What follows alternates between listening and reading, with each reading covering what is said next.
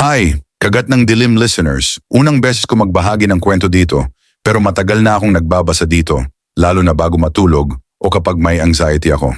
Anyway, ito ang kwento ko. Ilang taon na akong nagmamotor at bilang bahagi ng safety requirement, lagi akong tumitingin sa side mirror. Parang automatic na lang ito kapag nagmamaneho ako.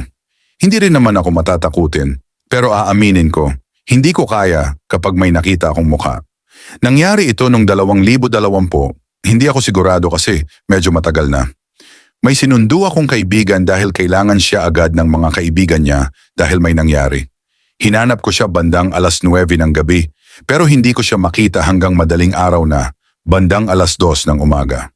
Sa wakas, nakita ko na siya at sinundo ko para ihatid sa village sa tapat ng ATC. Noong una, wala naman akong alam tungkol sa lugar. Ang alam ko lang ay pangmayayaman ito, kaya hindi ko masyadong pinansin. Pagpasok namin sa village may guardhouse at mahigpit sila doon.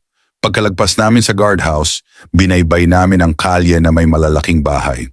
Ang iba sa mga bahay walang gate, parang mga bahay sa Amerika. Pero ito ang malupit, sobrang eerie ng lugar at may pa-smoke o fog effect pa na parang sa Silent Hill, pero maraming humps, haha. Nung una, hindi ko masyadong pinapansin kasi wala naman akong alam tungkol sa lugar. Hanggang sa naihatid ko na ang tropa ko at nagpaalam na ako na uuwi. Habang nagmamaneho ako mag-isa at dahil lagi akong tumitingin sa side mirror, napansin ko na parang may gumalaw bandang balikat ko. Noong una, hindi ko pinansin kasi madilim at maitim ang gumalaw. Dahil mabagal ang takbo ko dahil sa mga humps, tinitigan ko ang side mirror. Pucha! Pagtingin ko, may buhok na mahaba sa likod ko na gumagalaw. Parang fluid o smooth ang pag-sway. Sa sobrang takot ko, binilisan ko ang takbo ng motor kahit maraming humps. Pagkalabas ko ng village, minura ko ang tropa ko.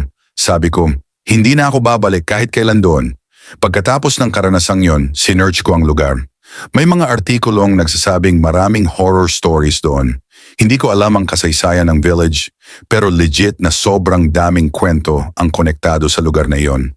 I-search nyo na lang, Haunted Village in Alabang. Yun lang, maraming salamat sa pakikinig.